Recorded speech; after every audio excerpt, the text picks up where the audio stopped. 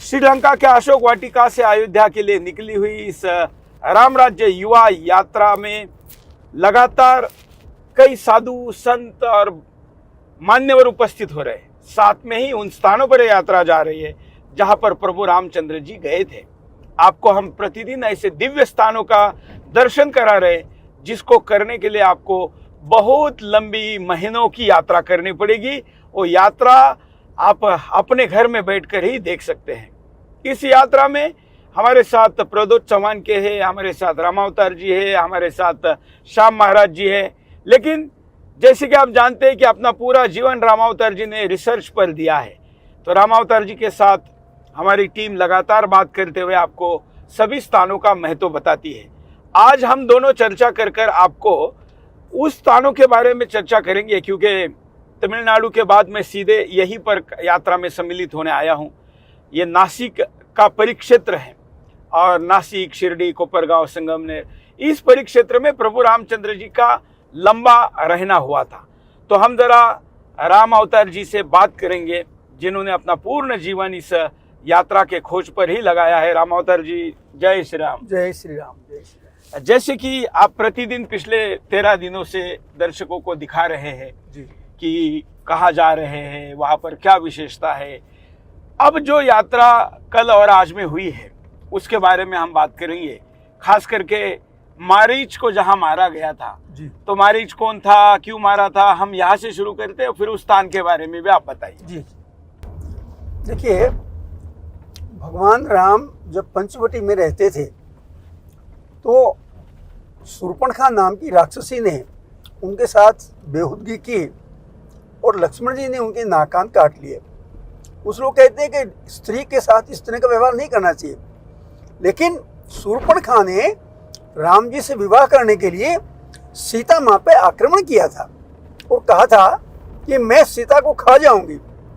यदि कोई भी स्त्री हो, पुरुष हो, सीता माँ की हत्या करने की बात करता है तो उसको तो दंड मिलना ही चाहिए था।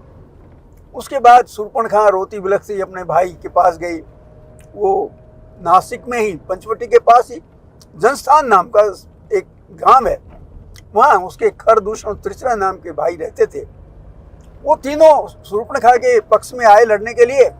भगवान राम ने उन तीनों को भी मार दिया। फिर शूर्पणखा रोती बिलखती रावण के पास गई। रावण ने विचार किया कि वैसे तो युद्ध में राम जी को मैं जीत नहीं सकता, मैं सीता माँ का हरण करता हूँ तो राम जी दुख में स्वयं दुबले हो जाएंगे और मैं उनको मार दूंगा। तो उसने सीधे तो आक्रमण करने की हिम्मत नहीं थी।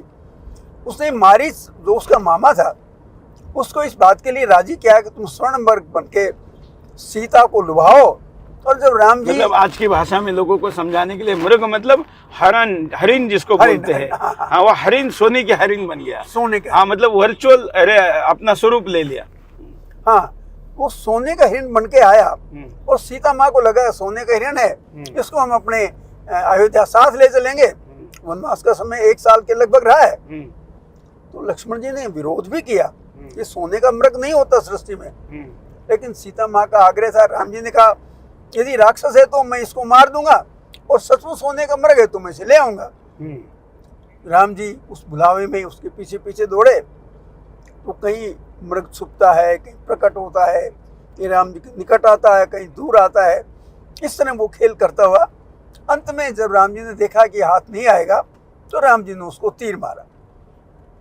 ये सारी कहानी गोदावरी माँ के किनारे किनारे की इसी परिसर में घटी है।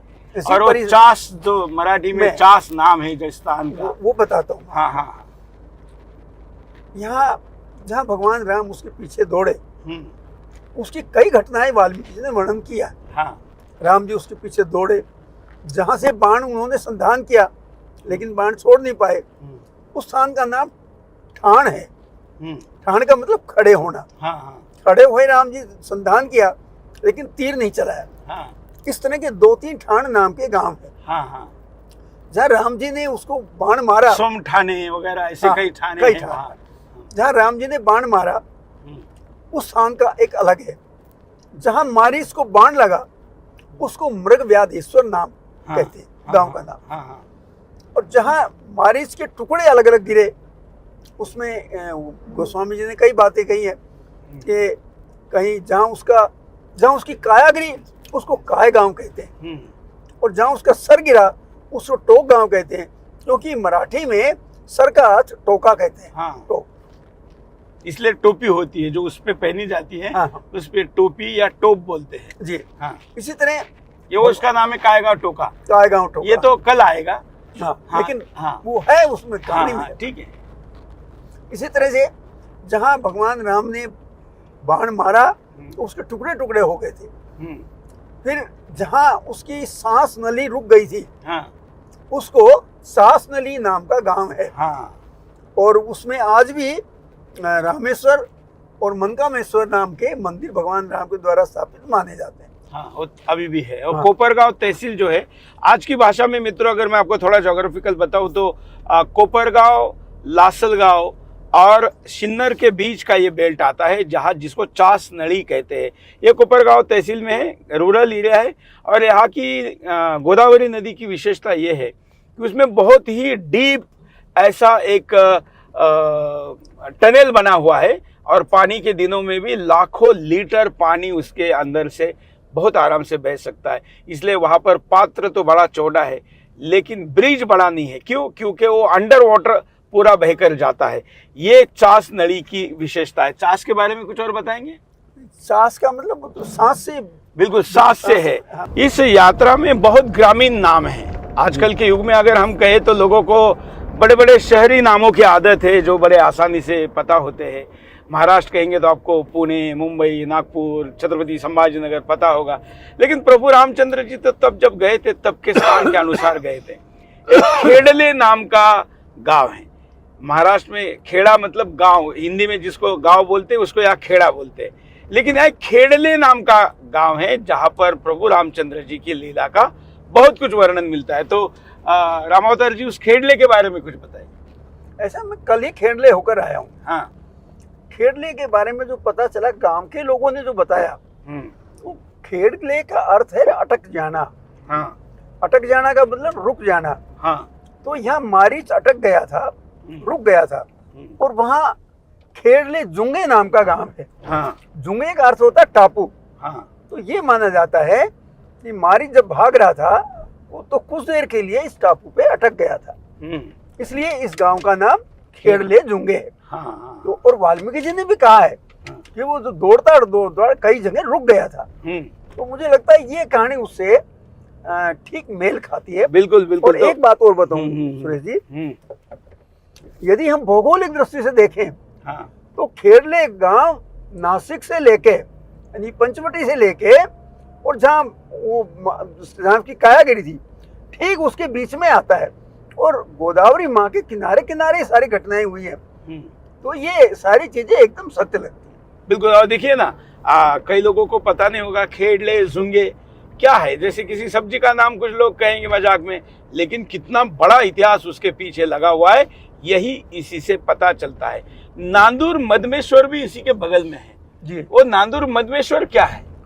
नादूर के बारे में तो मुझे नहीं पता उसका अर्थ क्या है। मध्यमेश्वर का अर्थ है मध्य में होना। हाँ। तो उसकी कहानी है, जब मारिस को बाण लगा तो उसने जोर जोर से चिल्लाया कि हे लक्ष्मण मुझे बचाओ, मुझे बचाओ। तो सीता माँ परेशान हो गई। उन्होंने लक्ष्मण जी से कहा कि लक्ष्मण जाओ अपने भाई की जान बचाओ। तो लक्ष्मण जी ने एक आपत्ति भी की, लेकिन सीता माँ ने बहुत आग्रह किया तो लक्ष्मण जी राम जी के पास चल दिए।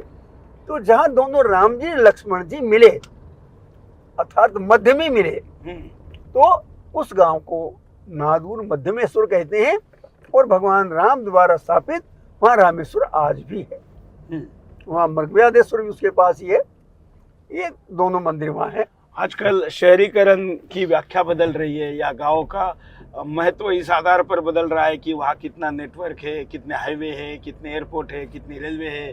लेकिन ये भले ही बहुत इंटीरियर के गांव है, लेकिन उसका आध्यात्मिक दृष्टिकोण से महत्व बहुत बड़ा और महत्वपूर्ण है। इस सबके बीच में आप अनकई भी गए। अनकई के बारे में बताइए। ये तो बड़ा पहाड़ है और अगस्ती के बारे में उसको जोड़कर कहते हैं। देखिए, मैं थोड़ा सा और बताना चाहूँगा इस विषय में। हाँ। ये महाराष्ट्र में भगवान राम एक बार तो आते हैं, श्रृंगी एक वो आश्रम था, उसका नाम था सुतीक्ष्ण आश्रम आते हैं। हाँ। फिर वापस जाते हैं और 14 वर्ष के वनवास का दंडक वन का भ्रमण करते हैं। हाँ। फिर भगवान राम अन्य स्थलों से यानी नागपुर की तरफ से प्रवेश करते हैं और उसमें एक स्थल है पिंपल नारे। हाँ, पिंपल नारे। पिंपल नारे गांव है हाँ। जहां अगस्त जी का आश्रम था। इसी तरह अगस्त जी का एक आश्रम अंकई में भी था।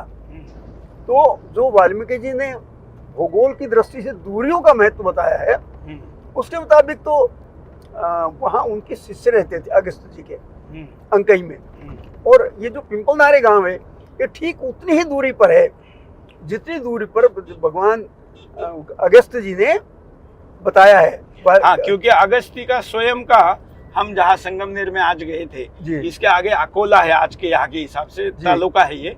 हम विदर्भ वाला अकोला अलग है, यहाँ अगस्ती पर्वत है जी। तो यहाँ रहते थे, शिष्य अंकई में रहते थे। जी जी। पिंपल नारे में भी उनका आश्रम है और यही पिंपल नारे से ही उन्होंने भगवान राम को धनुष बाण और तलवार भेंट की थी, तरकस भेंट किया था। अच्छा जी। उसी के बाद वो पंचवटी आते हैं। पंचवटी मेरे अनुसार वो 1 से 1.5 साल के बीच रहते हैं। बिल्कुल, हम पंचवटी पे अलग से बात करते हैं। ये जो अनकई है, और हम जहाँ अभी जा नहीं पाई इस यात्रा में, लेकिन हम पूरा विस्तार से दिखाएंगे। और अगस्ती पर्वत के बारे में कुछ बता पाएंगे? देखिए, अगस्त जी के तो बहुत सारे आश्रम होते हैं। यदि हम कावेरी के परिक्रमा करें तो जैसे समर्थ गुरु रामदास जी ने हिंदुत्व को जागृत करने के लिए अनेक गांवों में यहाँ हनुमान के मंदिर बनवाए और मल्लशाला बनाई, इसी तरह भगवान अगस्त ने भी कावेरी नदी की परिक्रमा की थी। और बहुत सारे जो अभी हम देख कर आए वहाँ, बहुत सारे अगस्त कर्नाटक में, तमिलनाडु में है। तो इसलिए ये संगमनेर को अगर हम जोड़ते हैं तो इस प्रकार है।